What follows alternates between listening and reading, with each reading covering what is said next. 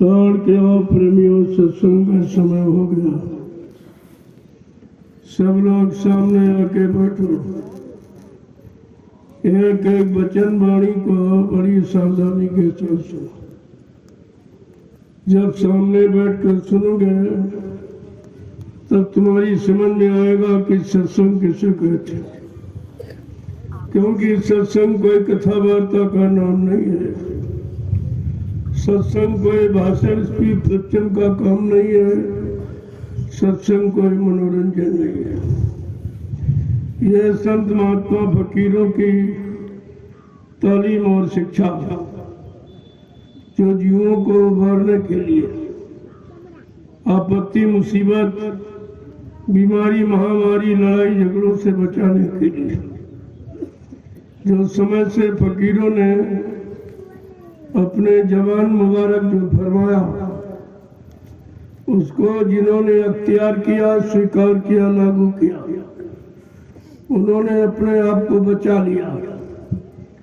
बाकी कुदरत की मार से सब मारी गई। यह इतिहास तवारीख आपकी बता रही है। मुसलमानों की किताबों में लिखा है, इस पर शब्दों में उन्होंने कहा, दिल का हुजरा साफ कर आना के जाने के लिए ध्यान गैरों का हटा उसको बिठाने के लिए। वो परवरदिगारा मन अल्लाह ताला खुदा को अपनी जिस्मानी मस्जिद में अगर बैठाना चाहता है तो पहले उस मस्जिद को पाक साफ कर, किसी तरह की गंदगी न रहने दे, तब तो खुदा उसमें बैठेगा। अंता गंदगी रखते हुए आप बुलाते रहो तो कभी नहीं मिलेगा।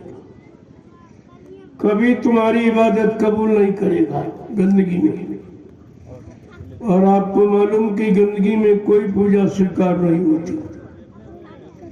ये फकीरों ने संतों ने सब पहले ही सारा करके बता दिया। जिन लोग जो लोग माने वो खुदा के करीब पहुंच गए। जो नहीं माने मनमानी करते रहे आप भी यही पड़े हल्ला मचा रहे। वो अल्लाह मचाते जीवन निकल जाएगा। लेकिन अल्लाह का दीदार नहीं होगा। अल्लाह का दीदार जब होगा जिस्मानी मस्जिद खुदा की है। ये कहते ये खुदा की किसी की नहीं। जिस्मानी मस्जिद खुदा की है। ये इसे पाक सब रख। अगर ये इसको पाक साफ निर्मल पवित्र रखेगा तो खुदा का दीदार होगा। नहीं तो युग निकल जाएंगे, कितने जीवन निकल जाएंगे। अल्लाह खुदा उस परवरदिगार आलम का दीदार नहीं होगा। इसलिए फकीरों के कदमों की पोशी करो, उनके करीब आओ और खुदा का खुदाई पैगाम जो लेके आए उसको सुन लो। ये तीसरे भाग में आपको सुनाया गया। दो भाग आपको सुना दिए गए। तीसरा ये भाग अगर नहीं मानोगे फिर कयामत आ जाएगी। फिर उस कयामत को कोई नहीं रोक सकता।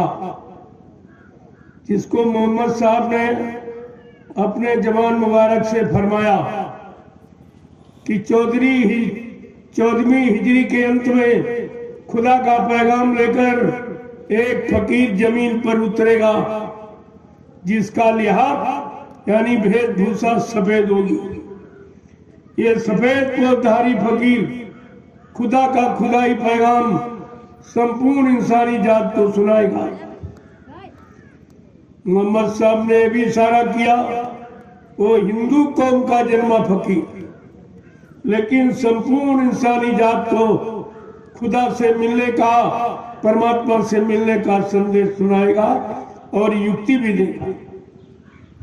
जिस युक्ति की सच्ची भक्ति करके इंसान मुक्ति को प्राप्त कर सकता है वो नाम की युक्ति भी बताएगा। कहा जो भी गुनहगार उस फकीर के कदमों में जाके अपने गुनाहों की माफी नहीं मांगेंगे तो कयामत आ जाएगी। उस कयामत को कोई रोक नहीं सकता। उर्दू में कयामत, हिंदी में प्रलय कहती, विनाशकारी लीला। तो आपको तो ये फकीरों के जवान मुबारक वचनों को अख्तियार करना चाहिए, अपने जीवन में लागू स्वीकार करना चाहिए, लेकिन कुछ नहीं। उन्होंने खोल के कहा, जब वो फकीर गहरे दरिया को पार करता हुआ पूरब से पश्चिम की तरफ चलेगा एक हजूम काफिला लेकर, उस समय इंसानों की आंखें बदल जाए, सब खराबी की तरफ, अधर्म की तरफ, पाप की तरफ, हिंसा की तरफ, मारकाट की तरफ चल पड़ेंगे। बड़े साफ शब्दों में कहा। और वो फकीर जब अपना खुदा का खुदाई पैगाम सारी इंसानी जात को सुनाएगा, उस समय हिंदुस्तान की सड़कें काली पड़ जाएंगी। प्रेमियों, जब ये तारकोल डामर नहीं था, कोई नहीं जानता था,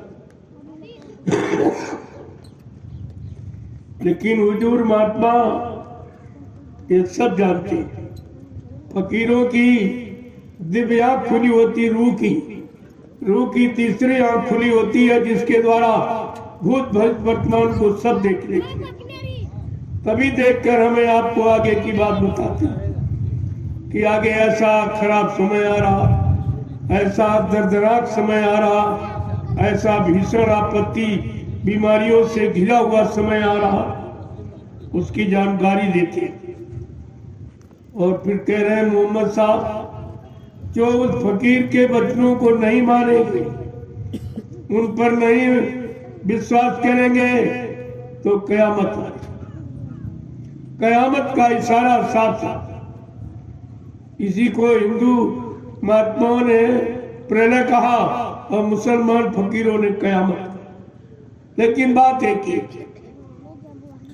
तो हमें आपको ये सब चीजें जानकारी में रखनी चाहिए, क्योंकि महात्मा फकीर सबके होते, वो किसी एक जाति मजहब धर्म के लिए नहीं आते, इसलिए उनको सर्वदेशी, सर्वहितैषी और समदर्शी और त्रिकालदर्शी और दूरदर्शी कहा जाता है।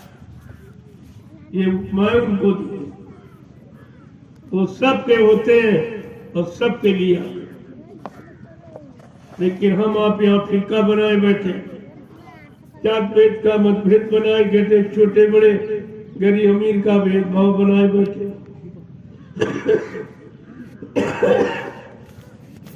ये इंसान की बनाई व्यवस्था, और इंसान अपनी बनाई व्यवस्था से परेशान है। अगर खुदा परमात्मा की बनाई व्यवस्था को हम लोग लागू करते होते तो आज ये दुख के दिन देखने को नहीं मिलते। सब लोग पारस्परिक प्रेम प्यार मोहब्बत में रहते, सब एक दूसरे के काम आते, एक दूसरे की खिदमत सेवा करते, एक दूसरे पर रहम और दया करते। ये सबके और सबके दिलों के अंदर माँ बहन बेटी बहू की परख पहचान। ये मुसीबत के दिन आपको देखने को नहीं। ये पारिवारिक सामाजिक व्यवहारिक व्यवस्था क्यों बिगड़ी? क्या किसी नेता किसी महात्मा ने इस पर विचार किया अभी तक? अगर विचार किया होता, कोई न कोई इसका समाधान निकाला होता, तब तो कुछ न कुछ ठीक हो जाता। लेकिन इसका समाधान किसी के पास, ये कुदरती कोराम है, इसे कोई इंसान नहीं बचा सकता। ना कोई राजा, ना कोई बादशाह, ना कोई प्रधानमंत्री मुख्यमंत्री बचा सकता। ये कुदरती कोराम है। जो कुदरत नाराज हो गई हमारे आपके दूषित कर्मों के द्वारा, जो हमने आपने मार काट हिंसा चोरी कत्लेआम व्यभिचार कुचार झूठ छल कपट धोखाधड़ी किया, उससे कुदरत सख्त नाराज, और वो कुछ अब करना चाहती। कुदरत का काम तुम्हारे हित में नहीं होगा, ये बार बार मैं बताता हूं, तुम्हारे हित में नहीं होगा। और कुदरत को मनाना ये किसी इंसान की बस की बात नहीं।